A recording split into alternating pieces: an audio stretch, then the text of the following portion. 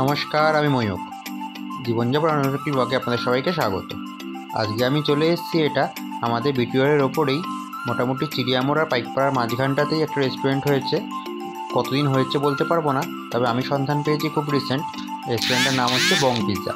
এখানেই চলে এসেছি কিন্তু আজকে আমরা খেতে। দেখুন, এন্ট্রেন্স দিয়ে ঢুকে গেলাম। রেস্টুরেন্টের ভেতরে কিন্তু এরকমভাবেই অ্যাম্বিয়েন্সটা খুব সুন্দর করে সাজানো। বেশ আগেকার দিনে রাজবাড়ির মতন করে অ্যাম্বিয়েন্সটা সাজিয়েছে।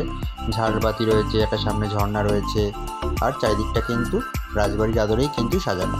বেশ সুন্দর সাজানো গোছানো অ্যাম্বিয়েন্স, হালকা মিউজিক গান বাজছিল, প্রচণ্ড ভালো লাগছিল কিন্তু। আর চলে এসছে এখানে এখন ওয়েটাররা খাবারের মেনু নিতে।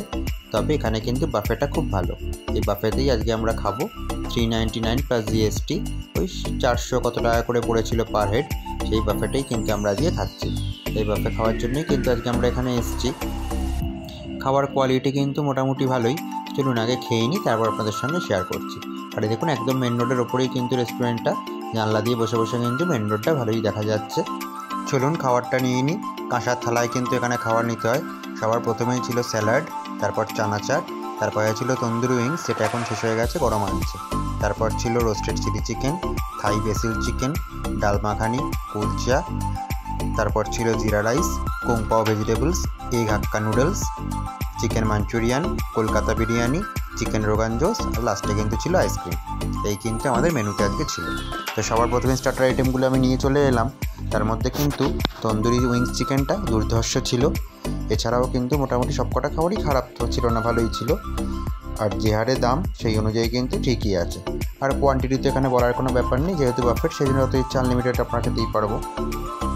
আর এখানে কিন্তু টাইম বাউন্ডেশনের কোনো ব্যাপার নেই। 7টা থেকে যেহেতু খুলে যায়, আপনারা 7টা থেকে যতক্ষণ ইচ্ছা বসে কিন্তু খেতেই পারেন। কেউ আপনাদের তাড়াহুড়োও করবে না, বা কোনো টাইমের ব্যাপার নেই যে তাড়াতাড়ি করে এই টাইমের মধ্যে খেয়ে আপনাদের বেরিয়ে যেতে হবে। 7টা থেকে 11টা অবধি খোলা, আপনারা পুরো টাইমটা বসেই এখানে খাওয়া দাওয়া করতে পারেন।